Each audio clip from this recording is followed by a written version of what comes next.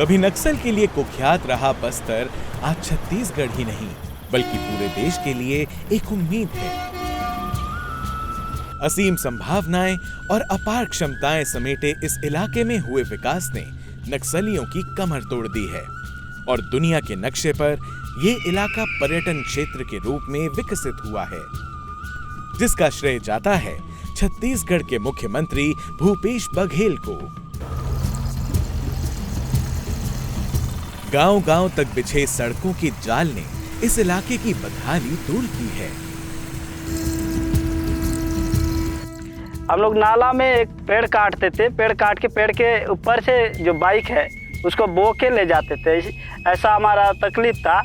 और अभी जब रोड बना सर, हमको अच्छी तरह से अभी रात दिन में भी आना जाना के लिए सुविधा हो रही है। कीचड़ रास्ते में आने जाने के लिए बहुत तकलीफ होता है। कोई गांव वाला अगर कोई ज़्यादा तकलीफ में रहा, अगर सीरियस हुआ तो उसमें जाने के लिए हम लोग को 1 घंटा लगता था, अभी हम लोग 5-10 मिनट में पहुंच जाते हैं। अपने इतिहास से निकलकर बस्तर अपने वर्तमान को संवार रहा है। वो बात चाहे शिक्षा की हो, स्वास्थ्य की हो या फिर पर्यटन की। पूरा देश आज बस्तर की ओर देख रहा है क्योंकि बस्तर में संभावनाएं अपार है, चाहे वो कनेक्टिविटी हो, शिक्षा हो, स्वास्थ्य हो, कृषि हो।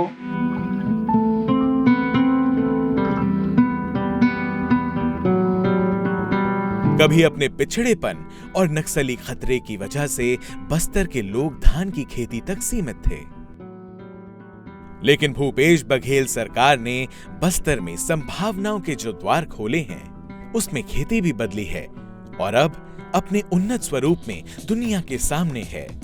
कभी कॉफी की खेती दक्षिण भारत तक ही सीमित थी, लेकिन आज की तारीख में बस्तर के दरभा संभाग में कम से कम 150 एकड़ में कॉफी की खेती की जा रही है और सरकार की ओर से इसे 1000 एकड़ तक बढ़ाने का लक्ष्य रखा गया है। छत्तीसगढ़ हम बात करें सेंट्रल इंडिया का एकमात्र ऐसा राज्य है जहां पे कॉफी खेती की संभावनाएं निकल के आई हैं और आने वाले दिनों में आप देखेंगे करीब 3000 एकड़ भूमि पर इसकी बस्तर में खेती की जाएगी। कॉफी की खेती ने छत्तीसगढ़ में रोजगार की संभावनाओं को भी विस्तार दिया है। मुख्यमंत्री भूपेश बघेल की पहल पर बने टी एंड कॉफी बोर्ड ने युवाओं को कॉफी में रोजगार तलाशने में मदद की है और अब युवा बस्तर कैफे जैसे इनिशिएटिव के जरिए बस्तर की कॉफी बेचकर स्वरोजगार भी कर रहे हैं। थिंक भी एक इंक्यूबेशन सेंटर है जो बस्तर एडमिनिस्ट्रेशन की एक नई इनिशिएटिव है, जिसमें इन युवाओं को स्टार्टअप्स और एंटरप्रेन्योरशिप से रिलेटेड चीज़ें हम लोग यहाँ प्रोवाइड करते हैं। इस इंक्यूबेशन सेंटर में एंटरप्रेन्योर्स को एक प्लेटफॉर्म मिलता है जिसमें वो अपने बिजनेस आइडियाज़ को एक वर्किंग बिजनेस मॉडल्स तक लेकर जाएं। और रही बात बस्तर की पारंपरिक खूबसूरती की, तो उसकी दूसरी मिसाल पूरी दुनिया में नहीं मिलती है।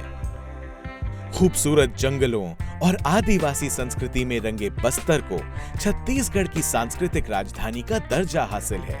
6500 वर्ग किलोमीटर से भी बड़े इलाके में फैले बस्तर में प्राकृतिक सौंदर्य और धार्मिक पर्यटन के केंद्र प्रचुर मात्रा में हैं। और इस खूबसूरती में 4 चांद लगाए हैं मुख्यमंत्री भूपेश बघेल ने, जिनकी पहल पर यहाँ के पर्यटन स्थलों का ऐसा विकास हुआ है कि देश ही नहीं बल्कि दुनिया भर के सैलानी निडर होकर सैर सपाटा करने आते रहते हैं। दक्षिण भारत के केरल से लेकर उत्तर भारत के कश्मीर तक के जो भी पर्यटक स्थल हैं, वहां पर होम स्टे बहुतायत मात्रा में है और छत्तीसगढ़ में भी पर्यटन अब इतना विकसित हो गया है कि वहां भी लोगों ने होम स्टे शुरू कर दिया है।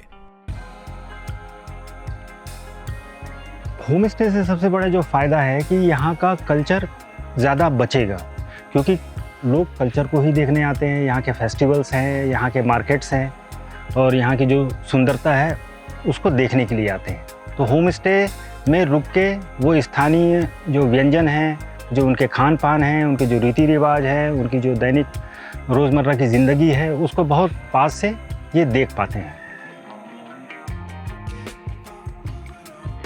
होम स्टे की शुरुआत ने बस्तर के स्थानीय लोगों में यह भरोसा जताया है कि बिना उनकी समृद्ध सांस्कृतिक विरासत को नुकसान पहुंचाए भी विकास संभव है।